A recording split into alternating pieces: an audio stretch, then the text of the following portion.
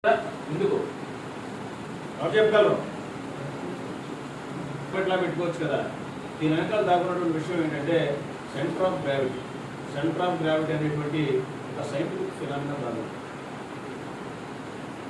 Non homogeneous object, homogeneous object అంటే ఎవరికైనా తెలుసా? హ్యాండ్ రైజ్ చేయగలరా? మనిషి హోమోజీనియస్ ఆబ్జెక్టా, నాన్ హోమోజీనియస్ ఆబ్జెక్టా? చెప్పగలరా లేదా? ఒక బాలు అలా ఇసిరితే సెంటర్ ఆఫ్ గ్రావిటీ మారుతుందా ఉంటుందా? అదే రకంగా ఉంటుందా? చెప్పాలి. ఒక రాయి ఇసిరితే సెంటర్ ఆఫ్ గ్రావిటీ మారుతుందా?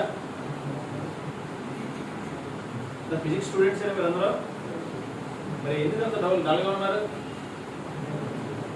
Non homogeneous object, homogeneous object అనే విషయం అవి తెలియదా? హోమోజీనియస్ ఆబ్జెక్ట్ అంటే ఏదైనా దాన్ని ఒక సమానంగా బ్యాలెన్స్గా కట్ చేస్తే రెండు ఒకే రకంగా విడిపోతాయి అన్నమాట. దాన్ని హోమోజీనియస్ ఆబ్జెక్ట్ అంటారు. నాన్ హోమోజీనియస్ ఆబ్జెక్ట్ అంటే దానికి ఒక ఇర్రెగ్యులర్ క్వాంటిటీ ఉండదు.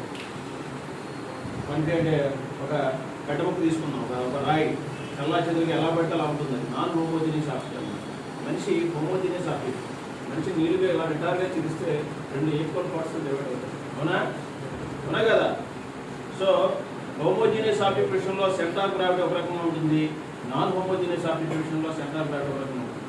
ఒక మనిషి ఒక బండి మోటార్ సైకిల్ తోలుతున్నప్పుడు ఒక మనిషి ఎదురుగా వచ్చే డివైడర్ను కానీ ఎదురుగా వచ్చేటువంటి కార్ను కానీ బస్సును కానీ గుద్దితే ఏం జరుగుతుందో తెలుసా? సెంటర్ ఆఫ్ గ్రావిటీ ఎక్కడికి మారుతుందో తెలుసా? ఎవరన్నా చెప్పగలరా? Very good. గట్టిగా మారిపోతుంది. క్యాప్స్ కొట్టు పైకి లేకు.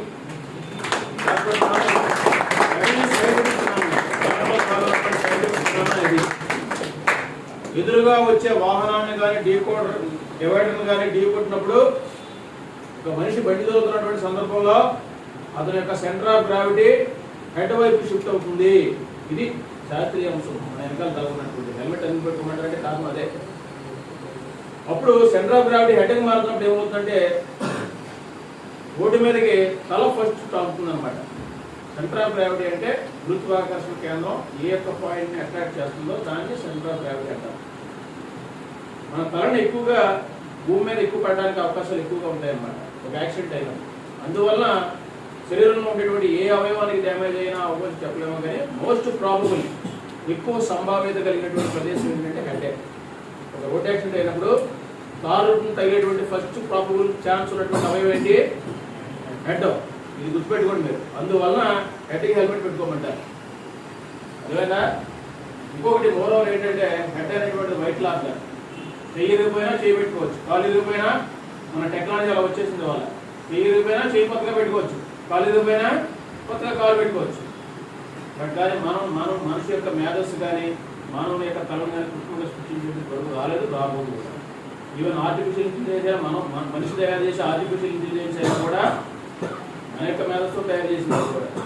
సో మనిషి యొక్క మేధస్సు అనేటువంటిది ఒక అనిర్వచనీయమైనటువంటి ప్రక్రియ, అన్నోన్ ఫ్యాక్టర్. అవుతుందా?